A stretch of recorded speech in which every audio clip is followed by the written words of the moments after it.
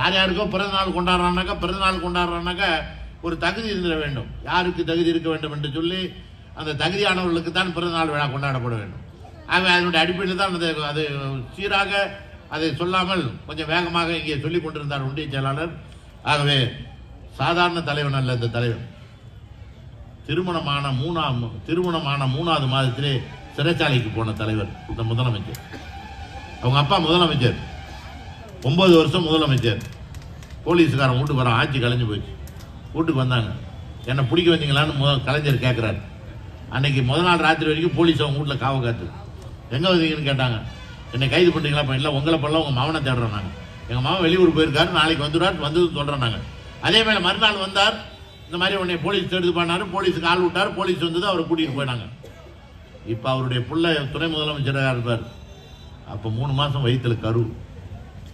இந்த தளபதி முதலமைச்சர் மு.க. ஸ்டாலின் சாதாரண இளைஞராக இருந்தபோது, கலைஞர் முதலமைச்சருடைய மகனாக இருந்தவர் சிறைச்சாலைக்கு போகின்ற போது 3 மாதம் கருவிலே இருந்த பிள்ளை 1 ஆண்டு காலம் சிறைச்சாலை இருந்தபோது 7 மாதம் கழித்து பிறந்த பிள்ளையை கலைஞர் தூக்கி கொண்டு போய் ஜெயில் கம்பியிலே உள்ளே விடப்படாமல் வெளியிலே குழந்தையை காட்டி பிறந்த குழந்தை தான் இன்றைக்கு தமிழ்நாடு துணை முதலமைச்சர். என்னமோ கலைஞர் பேரை தளபதி மாவன் நினைச்சு விடக்கூடாது. அதான் அவர் சொல்ல அதை கரெக்டாக அவர் சொல்லாத டக்கு வேகமாக போயிட்டார். நீங்கள் ஜெயலலிதா கூட செத்து போச்சு அந்த அம்மா பற்றி நான் சொல்லக்கூடாது. இந்த அம்மாவுக்கு பிறந்தநாள் கொண்டாடணும், எப்படி கொண்டாடணும் தெரியுமா? துணியை பூரா அவுத்து போட்டு வேப்பிலையை கட்டிக்கிட்டு கோயில் அங்கே பிரசவம் பண்ணுவோம், மண்சோறு சாப்பிடுவோம். பெத்த தாய்க்கு கூட பெத்த அப்பனுக்கெல்லாம் விரதம், அம்மாச்சி விரதம் கூட இருக்க மாட்டான்.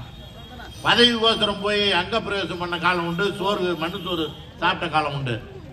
ஆனால் இந்த முதலமைச்சர் அப்படிப்பட்ட முதலமைச்சர் அல்ல. எங்களுக்கு நலத்திட்டம் கொடுங்கள், சேலை கொடுங்கள், வேட்டி கொடுங்கள், சாப்பாடு கொடுங்கள் என்று சொல்லி ஏற்படுத்தி கொண்ட பிறந்தநாள் விழா என்று சொன்னால் மிகையாக. ஆகவே பஸ்ல காசு கொடுத்து போன காலத்தை மாற்றி காசு இல்லாம டிக்கெட் வாங்காம பஸ்ல உங்களை அனுப்பி வைக்கிற முதலமைச்சர் தான் தளபதி முதலமைச்சர். அவருக்கு இந்த பிறந்தநாள் விழா. வீட்டுக்காரன் பணம் கொடுத்துக்கிறானோ கொடுக்கலையோ, உனக்கு மாசம் 1000 ரூபாய் உன் பாஸ்புக்கு மாசம் 1000 ரூபாய் கொடுத்த முதலமைச்சர் ஸ்டாலினுக்கு தான் பிறந்த நாள் விழா. உன் பிள்ளை பையனும் பொண்ணும் +2 படிச்சுட்டு மேல் படிப்புக்கு படிக்க போகின்ற போது, BA படிக்க போனாலும், BSc படிக்க போனாலும், இன்ஜினியரிங் படிக்க போனாலும், டாக்டர் படிக்க போனாலும் அந்த பிள்ளைகளுக்கு மாசம் 1000 ரூபாய் கொடுக்கின்ற உன்னதமான திட்டத்தை கொடுத்த முதலமைச்சருக்கு தான் இந்த பிறந்தநாள் விழா. போதுமா? பேரே மலட்டார்னாக்கா ஒண்ணுமே இல்லாத ஆறு.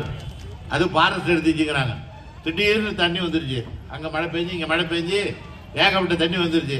நாங்க ஒரு 4-5 நாள் இங்கே இருந்தோம். அது கண்ணாரப்பட்டா இருந்தாலும், தென்மங்கலமா இருந்தாலும், கிராமமா இருந்தாலும், ஆலங்குப்பா இருந்தாலும், அரசூரா இருந்தாலும், காரப்பட்டா இருந்தாலும், இருவேல்பட்டா இருந்தாலும், குமாரமங்கலம் இருந்தாலும், சேமங்கலமா இருந்தாலும், ஆனத்தூரா இருந்தாலும், பொய்காரத்தூரா இருந்தாலும், எல்லா ஊர்லயும் சாப்பாடு செஞ்சு போடுறது, நீங்க பேசுற பேச்சு நாங்க கேட்டுக்கிட்டு, அதெல்லாம் அமைச்சர் மாண்புமிகு அண்ணன் பொதுப்பணி நெடுஞ்சாலைத்துறை அமைச்சர் அண்ணன் ஏவாவேல் அவர்கள் எங்களுக்கு உறுதுணையாக இருந்து இந்த மக்களுக்கெல்லாம் இந்த உதவி எல்லாம் செய்ய வேண்டும் என்று சொன்னதனுடைய அடிப்படையில் உங்களிடம் கலந்து கொண்டு கழகத் தலைவர் தளபதியுடைய ஆணைக்கு என்று துணை முதலமைச்சர் மாண்புமிகு சின்னவர் உதயநிதியாருடைய சொல்படி நம்முடைய பகுதிகளுக்கெல்லாம் இந்த நிகழ்வுகளை அந்த அடிப்படை வசதிகளை செய்து கொடுப்பதிலே நாங்களை முழுமையாக ஈடுபடுத்திக் கொண்டோம்.